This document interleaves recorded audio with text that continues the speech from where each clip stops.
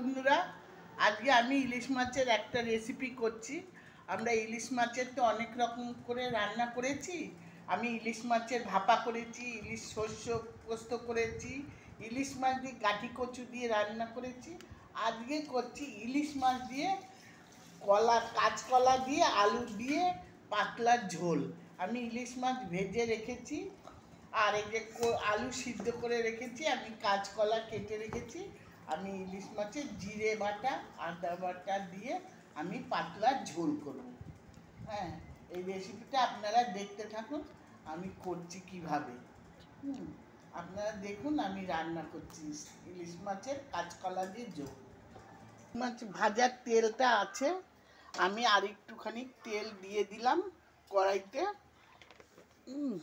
এবার আমি তেলটা একটু গরম ছিল, আর একটু গরম হবে। আমি এবার আলুটা দিয়ে দেব। এই আলুটা আমি দিয়ে দিচ্ছি কড়াইতে। আলুটা এই যে আমি একটু আলুটা ভাজবো। আলুটা ভাজার পরে কাঁচকলা পরে দেব। কাঁচকলাটা দিয়ে দিলাম। এবার কাঁচকলাটা দিয়ে একটু ভাজবো। ভাজি আমি একটুখানি এবার নুন দিয়ে দেব। এই যে আমি একটু নুন দিয়ে দিচ্ছি। নুন দিয়ে দিলাম। আমি এবার হলুদ দিয়ে দিচ্ছি। এই যে হলুদ আমি দিয়ে দিলাম। এবার আমি আর একটুখানি কষাবো।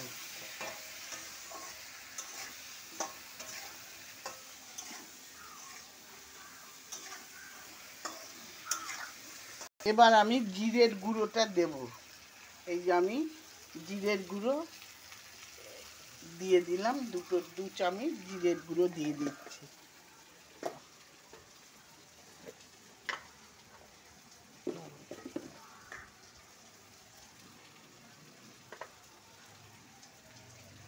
এবার আমি এই 2 চামচ লঙ্কার গুঁড়ি দিয়ে দিচ্ছি। এবার আমি একটু মশলাটা একটু কষবে। এই যে মশলাটা আমি কষাচ্ছি। এই যে আপনারা দেখতে থাকুন আমি মশলাটা কষাচ্ছি।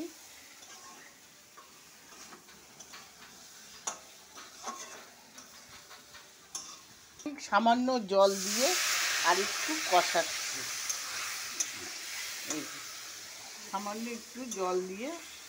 সামান্য জল দিয়ে একটু কষাচ্ছি আলু আর কাঁচকলাটাকে।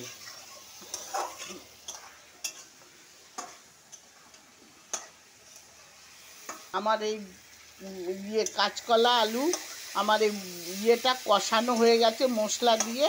এবার আমি জল ঢেলে দেব। এই যে জল দিয়ে দিচ্ছি, জল দিয়ে দিলাম। এবার একটু ফুটে উঠলে আমি মাছ দেব।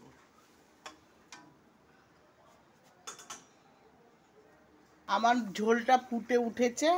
এবার আমি ইলিশ মাছগুলি দিয়ে দেব।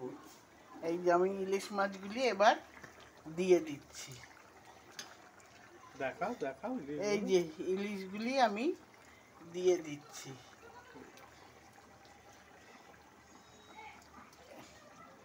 এই যে ইলিশ মাছগুলি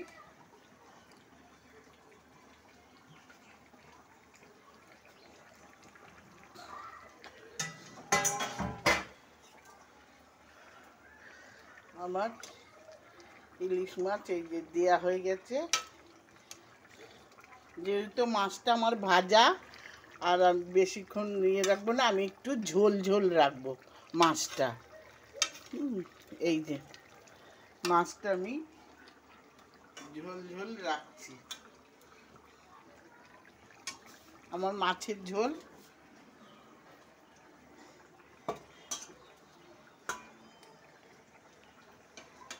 ইলিশ মাছের ঝোল হয়ে গেছে। এই যে আমি এবার নামিয়ে ফেললাম। এই যে ইলিশ মাছের ঝোলটা